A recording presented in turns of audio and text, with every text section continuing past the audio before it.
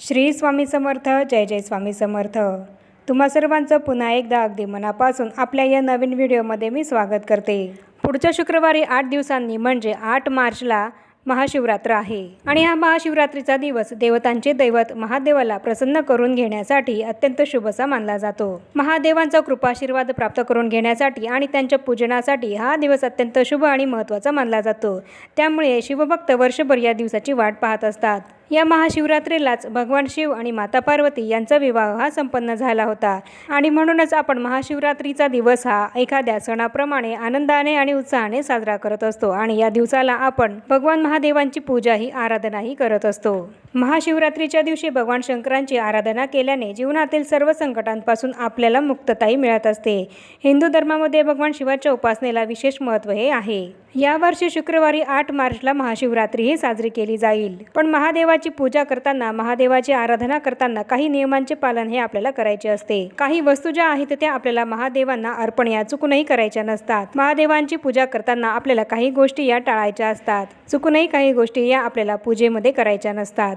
तर आजच्या या व्हिडिओमध्ये आपण हीच संपूर्णपणे माहिती घेणार आहोत की महाशिवरात्रीच्या दिवशी महादेवांच्या पूजेमध्ये आपल्याला कोणत्या चुका या करायच्या नाही आहेत आणि कोणत्या गोष्टी या आपल्याला महादेवांना चुकूनही अर्पण या करायच्या नाही आहेत. याबद्दलच आपण संपूर्ण माहिती या व्हिडिओमध्ये घेणार आहोत. त्यामुळे महत्त्वपूर्ण माहिती देणारा हा व्हिडिओ तुम्ही शेवटपर्यंत नक्की बघा. या आधीच्या एका व्हिडिओमध्ये मी सांगितले आहे की महादेवांना महाशिवरात्रीला आपण कोणत्या गोष्टींनी अभिषेक केला तर त्याचे आपल्याला काय फायदे होतात याबद्दलची संपूर्ण माहिती देणारा व्हिडिओ मी आधीच अपलोड हा केलेला आहे. तर महाशिवरात्रीला महादेवांना कशाने अभिषेक केल्याने आपल्याला त्याचे काय फायदे होतात ही माहिती जाणून घेण्यासाठी तुम्ही माझ्या चॅनलवर जाऊन तो व्हिडिओ नक्की बघा.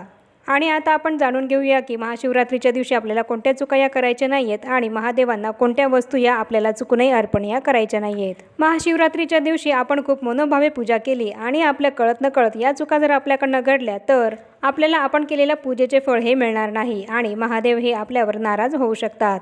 तर कोणती चूक आपल्याला टाळायची आहे तर महादेवांची पूजा करताना कधीही आपल्याला शिवलिंगाची पूर्ण परिक्रमा ही घालायची नाहीये. महादेवांची पूजा केल्यानंतर आपल्याला शिवपिंडीला कधीही पूर्ण परिक्रमा, ज्याप्रमाणे आपण एखाद्या मंदिराला पूर्ण परिक्रमा ही करतो त्याप्रमाणे पूर्ण परिक्रमा आपल्याला त्या महादेवांच्या पिंडीला कधीही घालायची नाहीये. महादेवांना कधीही अर्धीच परिक्रमा ही घातली जाते. त्याचप्रमाणे शिवपिंडीवर अभिषेक करताना कधीही आपल्याला शंखाचा वापर हा करायचा नाहीये. शिवपिंडीवर अभिषेक करत असताना कधीही आपल्याला शंखाने अभिषेक करायचा नाहीये. पौराणिक कथेनुसार महादेवाने शंखचूड नावाच्या राक्षसाचा वध केला होता. त्यामुळे महादेवांच्या पूजेमध्ये शंखाचा वापर हा अशुभ मानला जातो. शंखचूड हा भगवान विष्णूंचा भक्त होता आणि शंख हा शंखचूड राक्षसाचे प्रतीक आहे. त्यामुळे त्याचा वापर हा आपल्याला महादेवांच्या पूजेमध्ये चुकूनही करायचा नाहीये आणि म्हणूनच आपल्याला शंखाने महादेवांना कधीही अभिषेक हा करायचा नाहीये. त्याचप्रमाणे महादेवांची पूजा करताना हळद कुंकू हे अर्पण त्यांना आपल्याला चुकूनही करायचे नाहीये. हळद आणि कुंकूला सौभाग्याचं प्रतीक हे मानलं जातं. महादेव हे आजन्म वैरागी होते हे आपल्याला माहिती आहे आणि म्हणूनच त्यांच्या पूजेमध्ये हळद आणि कुंकू यांचा वापर करणं हे टाळायचं आहे. या उलट आपण महादेवांना भस्म हे अर्पण करू शकतो. महादेवांना बेल हे अत्यंत प्रिय आहे हे आपल्याला सर्वांना माहिती आहे. पण आपण जेव्हा हे बेलपत्र महादेवांना अर्पण करू तेव्हा ते 3 पानांचं बेलपत्र हे असलं पाहिजे आणि त्याचप्रमाणे ते कुठेही तुटलेलं किंवा फाटलेलं नसावं. बेलपत्र अर्पण करताना ते कधीही आपल्याला तुटलेले फाटलेले बेलपत्र शिवलिंगावर अर्पण हे करायचं नाहीये. त्याचप्रमाणे महादेवाच्या पिंडीवर आपल्याला केतकीचे फूल देखील कधीही अर्पण हे करायचे नाहीये. पौराणिक कथेनुसार केतकीच्या फुलाला महादेवांनी शाप दिला होता आणि म्हणूनच आपल्याला महादेवांना केतकीचे फूल हे कधीही अर्पण करायचं नाहीये. त्याचप्रमाणे शिवपिंडीवर आपल्याला चुकूनही तुळशीपत्र हे सुद्धा अर्पण करायचं नाहीये. धार्मिक नियमांनुसार शंकराची पूजा करताना तुळस ही वापरली जात नाही. एका पौराणिक कथेनुसार शंकराने तुळशीचा पती जालंधर या राक्षसाचा अंत केला होता. त्यामुळे भगवान महादेवांच्या पूजेमध्ये तुळशीपत्राचा वापर हा केला जात नाही आणि म्हणूनच महाशिवरात्रीच्या दिवशी महादेवांची पूजा करताना आपल्याला महादेवांना कधीही तुळशीपत्र हे अर्पण करायचं नाहीये. त्याचप्रमाणे महादेवांची पूजा करताना महादेवांच्या पिंडीवर आपल्याला कधीही नारळ पाण्याचा अभिषेक हा करायचा नाहीये. कारण नारळ हा लक्ष्मी देवीचं प्रतीक असल्याचं मानलं जातं आणि लक्ष्मीचा संबंध भगवान श्रीहरी विष्णूंशी आहे आणि म्हणूनच आपल्याला शिवपिंडीवर अभिषेक करताना कधीही नारळ पाण्याचा अभिषेक हा करायचा नाहीये. त्याचप्रमाणे शंकरांच्या पिंडीवर आपण अक्षताही अर्पण करत असतो.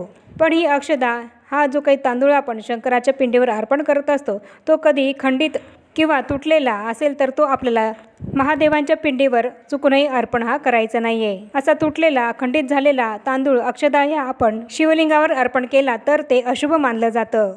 तुटलेला भंग पावलेला तांदळाचा दाणा हा अपूर्ण आणि अशुद्ध मानला जातो. त्यामुळे त्याचा वापर आपल्याला शिवपूजनामध्ये करायचा नाही आहे.